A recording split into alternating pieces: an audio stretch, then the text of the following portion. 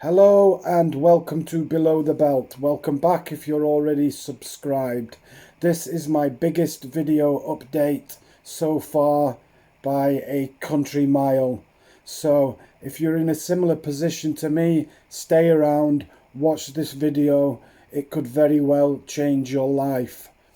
I've just got back from my appointment at the Paul Sykes Urology Department at St James Hospital in Leeds, where I met with Patrick Gordon, one of the top penile implant surgeons in the UK, and I've got a lot to share.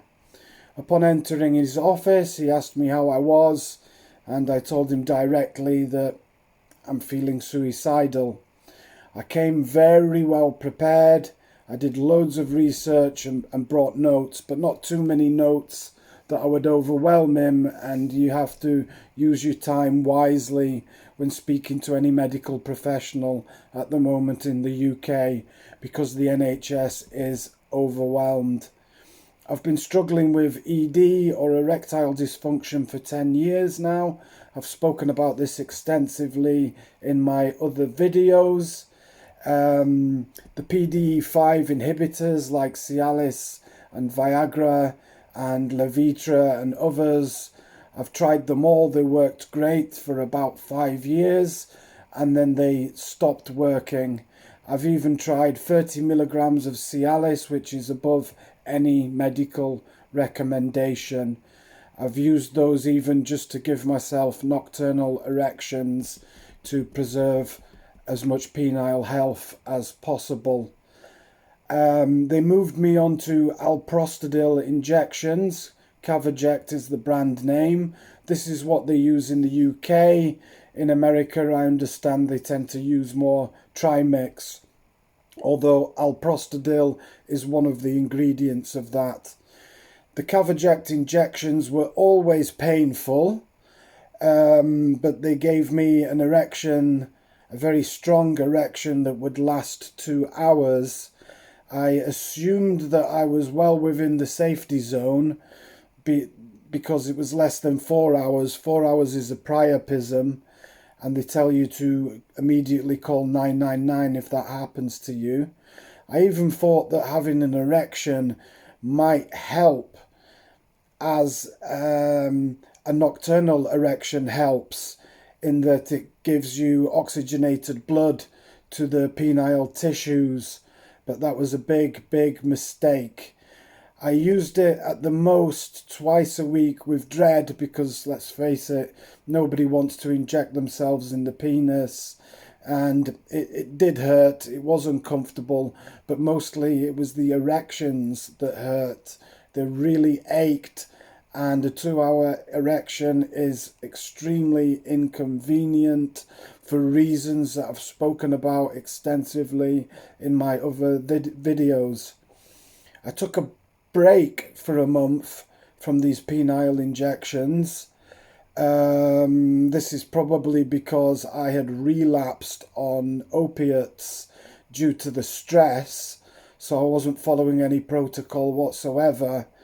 When I went back to using the injections, a bend appeared suddenly, and that was on the last 2 uses. My penis was and still is, when it's erect, shaped like a banana, which indicates Peyronie's disease, and this has been caused by the very medication that was supposed to help me.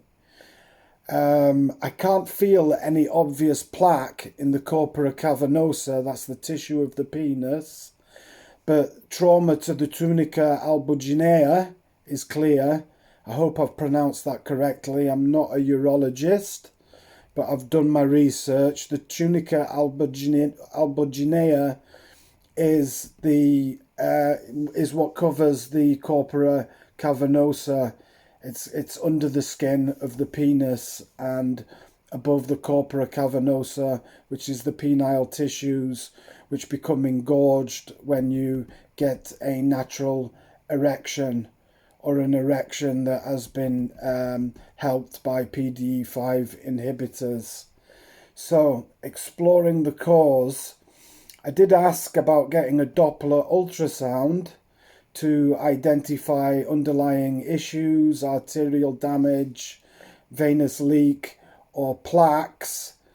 But Patrick Gordon assured me that venous leaks are actually a myth, but I won't get into that in this video. That might be for another time.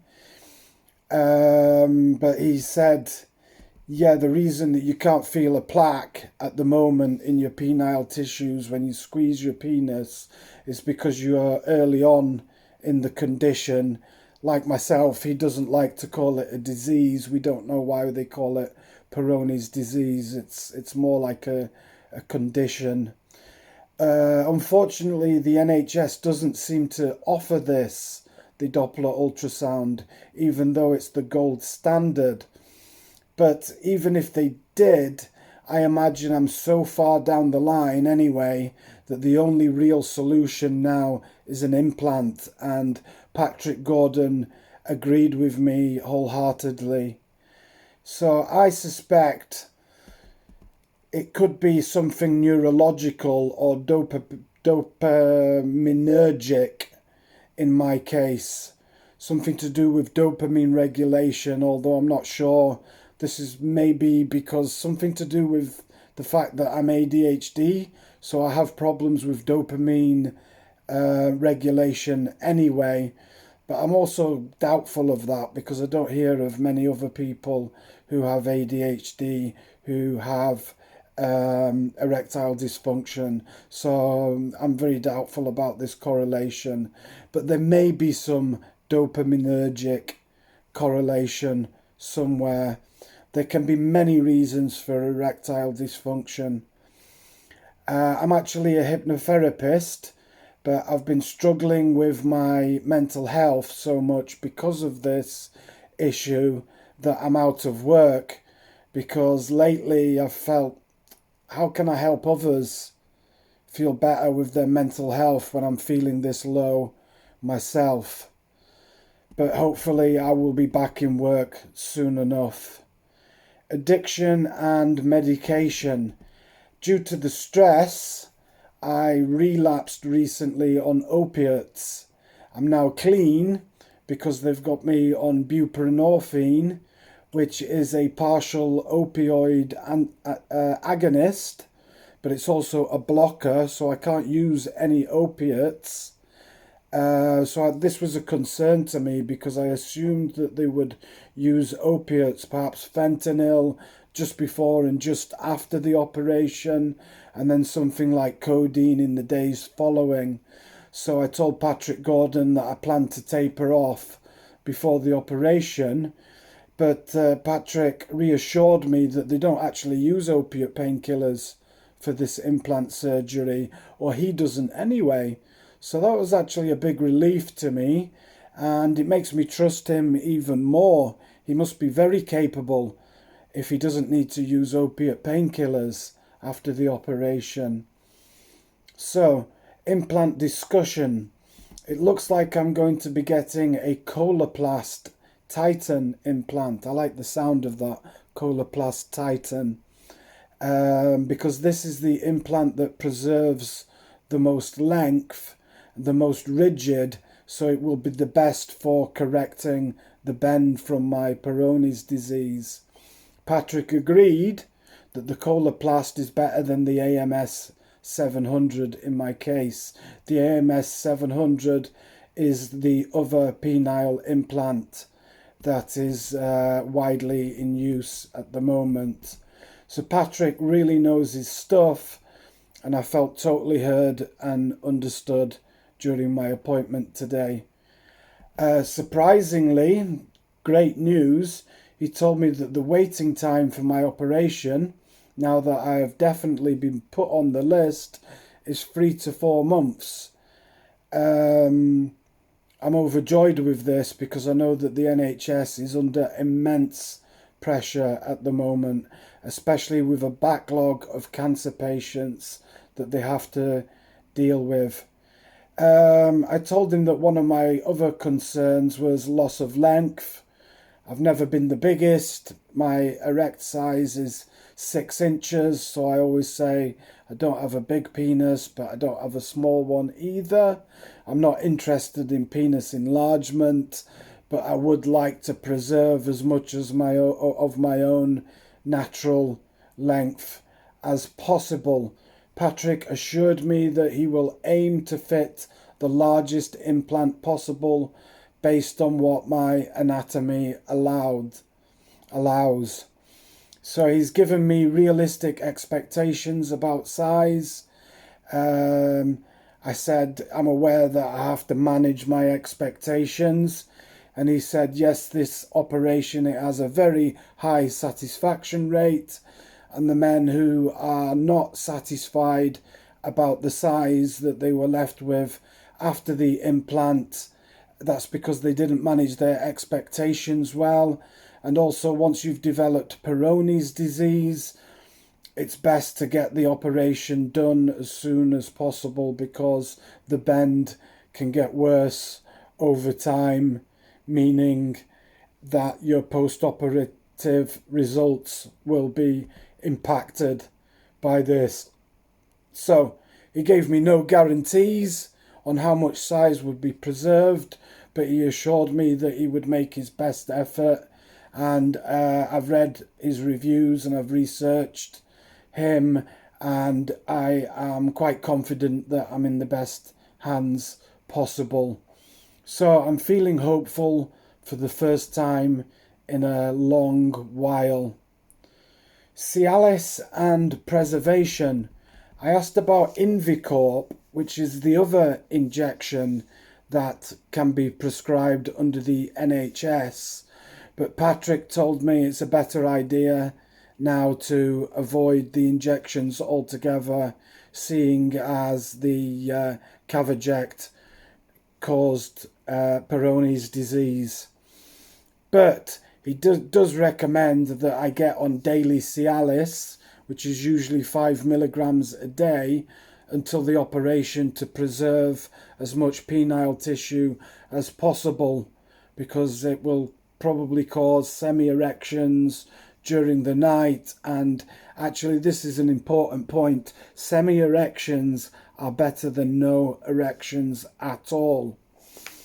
So that's what he's going to write to my GP to insist that my GP prescribe them. That's actually because my GP wouldn't prescribe them anymore. The NHS GPs, for some reason, don't want to prescribe PDE5 inhibitors anymore. Patrick has assured me that he will be instructing my GP to do exactly that. He was quite shocked when I told him that my GP had taken me off the daily Cialis.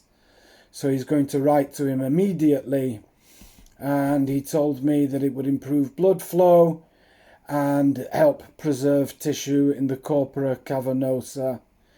And also another important point is that PDE5 inhibitors like Cialis and Viagra might still help with glands engorgement post-operative, because it's very important to note that with the penile implant, because it's inflatable, you're not going to get engorgement to the corpora cavernosa. There's not going to be, the erection's not going to be caused by blood flow. It's going to be caused by the tubes that have been inserted inside your penis being pumped up. But blood flow to the glands is actually different to blood flow to the corpora cavernosa. It arrives via a different route somehow. So PDE5 inhibitors might help with that, hopefully, because I've heard some people who have had the implant say that they got a droopy glands, and that's not something that I want, obviously. So I noticed that Patrick Gordon was very impressed by how prepared I was, so I would recommend that you go prepared as well as possible if you have an appointment with a urologist for the same thing as well. I told Patrick that I know "You're the best in the country." To which he modestly replied, "Well, one of them." So I left the appointment feeling like I'd finally spoken to somebody who truly gets it. On reflection, I thought that I'd already been added to the list for the surgery back in 2024, but I wasn't clearly informed. I made the phone call to ask them to put me on the list for the operation, and actually they put me on the list to see Patrick Gordon, who would then put me on the list for the operation. So be very careful that all your communication with the urology department and the nurses and the admin is very clear. Take notes so that you know exactly where you are. I thought that I'd been promised that I'd been put on the list. So, and Patrick took a very long time in getting back to me. But I didn't want to press the issue too hard in case it came off as complaining. This department is my greatest hope, and Patrick Gordon, the urologist and penile implant surgeon, is my greatest hope because it's on the NHS, and therefore I will not need to pay for it. And I'm just happy that I'm in the best hands that I could possibly be in now, whatever miscommunication there might have been. So yeah, after 10 years of trying everything and hitting dead ends, I've finally got a real shot at turning this around. So if you're going through something similar, stay with it. Things can change. I'll keep documenting this journey and keep you all updated, the good, the bad, and the raw truth. I feel like finally there is light at the end of the tunnel. So if you want to follow along, you're more than welcome. Please hit the like button, share with anybody that you think might benefit from this video, and subscribe. So for now, so long, and I will speak to you soon and update you all soon. Bye from below the belt.